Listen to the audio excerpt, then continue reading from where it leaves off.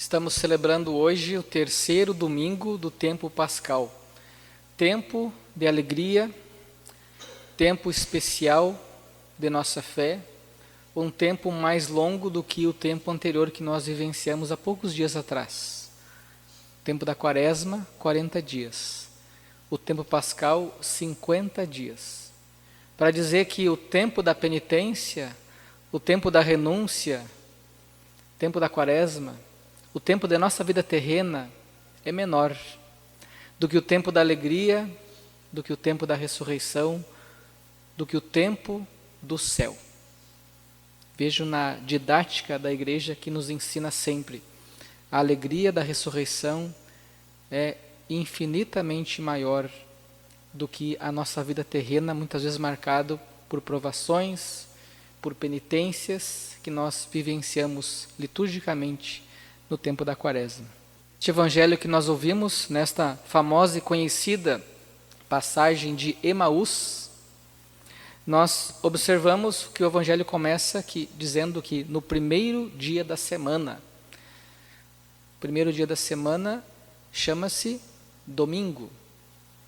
Domingo vem de Dominus, dia do Senhor. Nós, católicos, cristãos católicos, santificamos o início da nossa semana.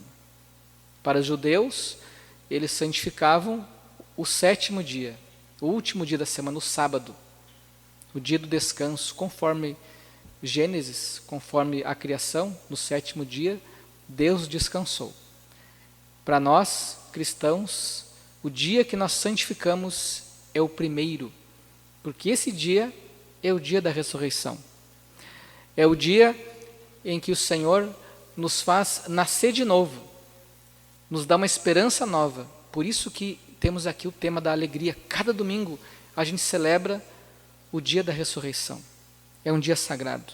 Neste dia, o primeiro dia da semana, o domingo, dia do Senhor, 2 dos discípulos de Jesus, Cleofas e um outro que não tem nome, em que os santos padres nos ajudam a gente também pensar que este que não tem nome somos nós. Sou eu e é você. Às vezes é importante a gente se colocar no contexto bíblico, não é? Nesta passagem, o que esta passagem está dizendo para mim? Então se imagine você é um desses que está caminhando junto com Cleofas, com um dos outros discípulos de Jesus. Eles estão descendo desanimados de Jerusalém para Emaús. Jerusalém fica a 750 metros de altitude. Emaús fica a apenas 11 quilômetros de Jerusalém, muito próximo, 11 quilômetros é muito próximo. Acontece que Emaús fica a 260 metros de altitude. Então, é uma descida de 490 metros de altitude. É bastante descida. A pergunta que eu faço a vocês: quanto tempo você levaria para fazer esse trajeto de 11 quilômetros? Ladeira abaixo. 11 quilômetros, descendo 490 metros de altitude. É possível que a gente faça em 2 horas, 2 horas e meia, já que é uma descida, não é? A pé, mais ou menos esse tempo. Acontece que Cleofas e o outro discípulo, eu e você, desanimados, é bem possível que tenhamos feito este trajeto em muito mais tempo.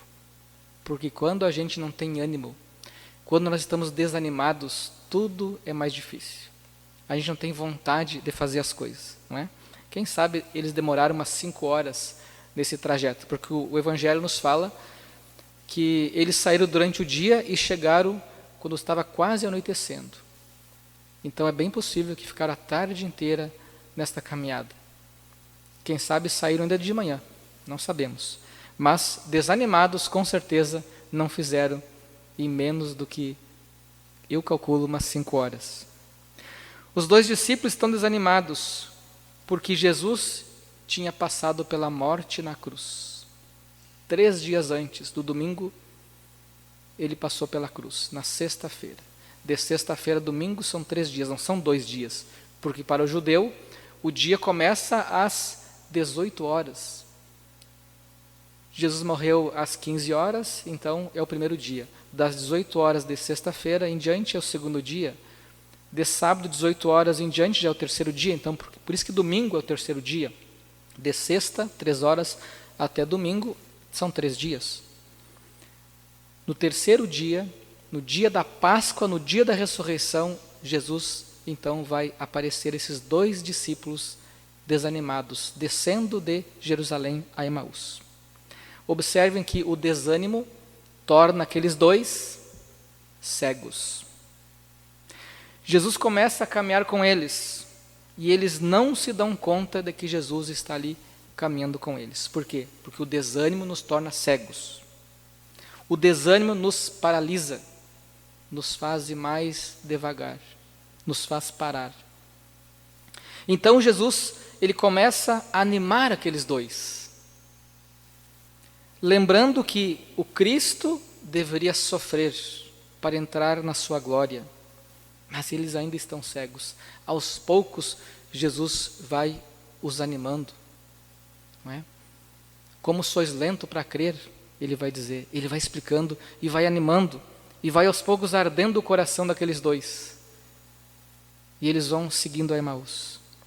Somente no início da noite, quando Jesus já está por seguir adiante a sua caminhada, que os 2 discípulos, já animados, convidam Jesus: fica conosco, Senhor, já é tarde, o dia declina. Então Jesus entra naquela casa, ele se põe à mesa, ele vai tomar o pão, abençoar, partir e distribuir. E é nesse momento em que eles reconhecem Jesus ao partir o pão. Observe o verbo, reconheceram Jesus. A gente reconhece alguém depois que já tínhamos antes conhecido. O que Jesus fez aqui diante deles, ele já tinha feito antes, e eles reconheceram aquilo.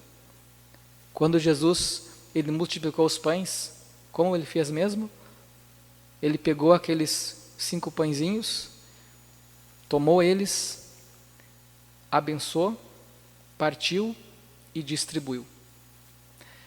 Na quinta-feira santa, com os apóstolos, ele sentou à mesa, pegou os pães, abençoou, partiu e distribuiu. Tem várias cenas, eu poderia citar outras, em que Jesus faz a mesma coisa. Esse gesto é o gesto da Santa Missa que nós fizemos a cada Eucaristia. Tomar o pão é o ofertório, é quando é colocado sobre o altar aquilo que vai ser eucaristizado, aquilo que vai se tornar Eucaristia, Jesus, o pão e o vinho. Abençoar o pão é toda a oração eucarística, que tem como ponto central justamente o relato ali da instituição da Eucaristia, quando ele toma o pão em suas mãos, toma o vinho e diz: isto é o meu corpo, isto é o meu sangue, isto é abençoar. Partir o pão é o cordeiro, quando a comunidade reza ou canta o cordeiro e o padre está ali quebrando aquele pão, como um sinal de que Jesus na cruz, ele se quebrou por mim e por você. E finalmente então, distribuir o pão é a comunhão, é quando nós vamos ao encontro do Senhor receber a Santa Eucaristia. Então observe, o que Jesus fez aqui diante de Cleofas e de mim e de você, desanimados até então, mas agora já cheio de ânimo, ou pelo menos já ganhando ânimo, o que ele fez foi um sinal, uma prefiguração do que nós fizemos a cada missa, e daquilo que ele fez por mim e por você na cruz, se derramando por nós. Na Santa Missa, Jesus se revela e nos anima. Acontece que tem um detalhe fundamental aqui.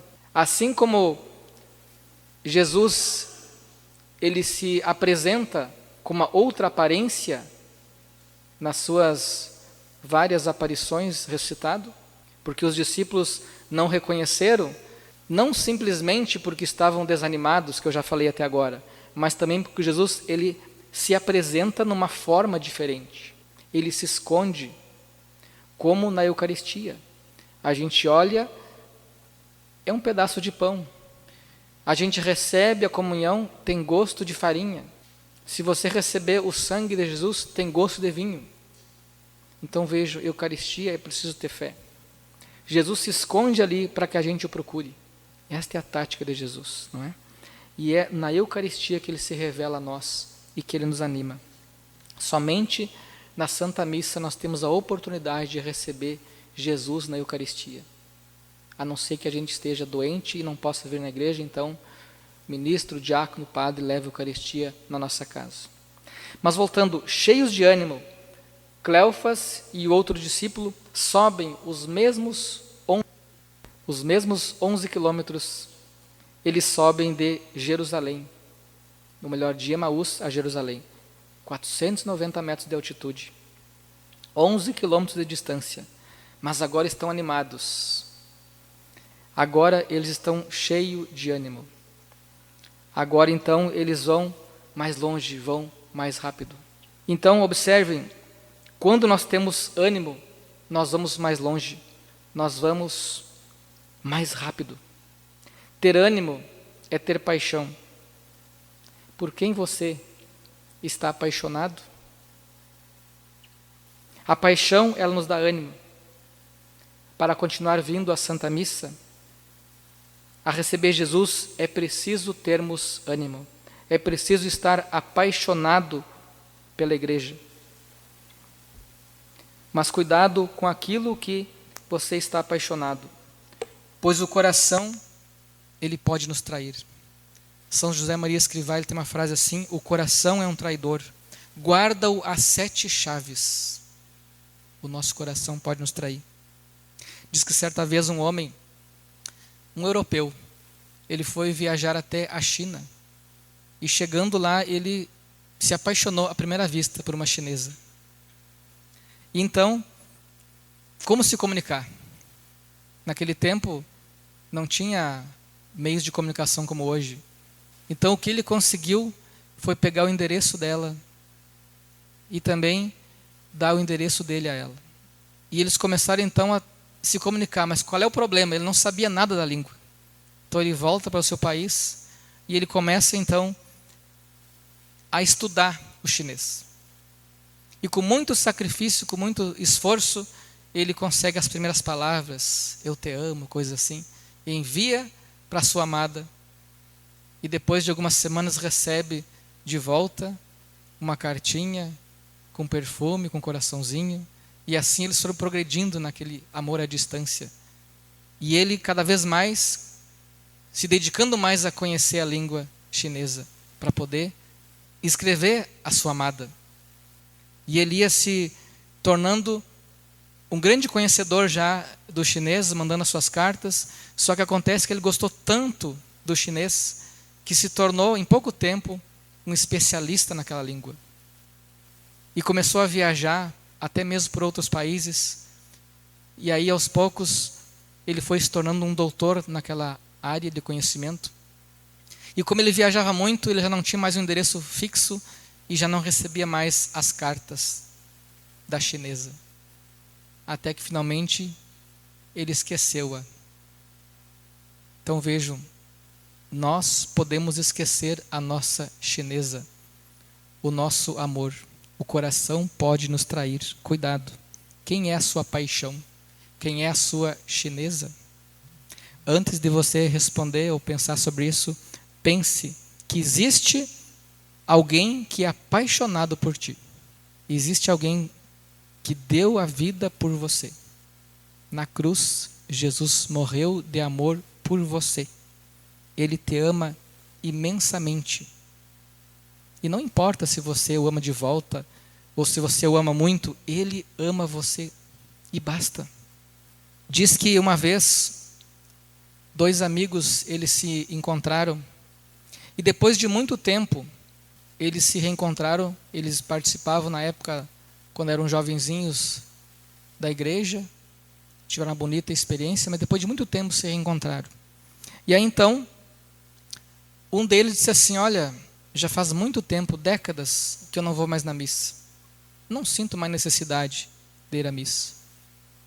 Porque eu observo que não lembro nada, não lembrava nada daquilo que era falado na missa. O rito sempre igual, aquelas falas lá, não me traziam nada, não conseguia guardar nada, então acabei não indo mais e não sinto falta. E o seu amigo, que estava sendo muito mais religioso do que ele, disse assim, comparando com o seu casamento. Ele disse, olha, faz 25 anos que sou casado, não lembro nesse tempo que minha esposa preparou de alimento a cada dia, mas eu sei que foi o alimento que ela me preparou que fez com que eu estivesse hoje aqui. Vejam, gente, a Eucaristia é esse alimento. A missa nos alimenta. Na missa, Jesus morre de amor por você. Cada missa a gente celebra a cruz. O altar é a cruz. Ele morrendo de amor por mim e por você. Na missa somos alimentados, embora a gente não lembre tudo aquilo que a gente escuta aqui. Mas nos alimentamos. Então que a gente possa sair desta missa hoje com ânimo, com novo ânimo, para que possamos ter uma vida fecunda em Deus. E possamos viver bem esse tempo da Páscoa, que estamos por 50 dias celebrando. Louvado seja nosso Senhor Jesus Cristo.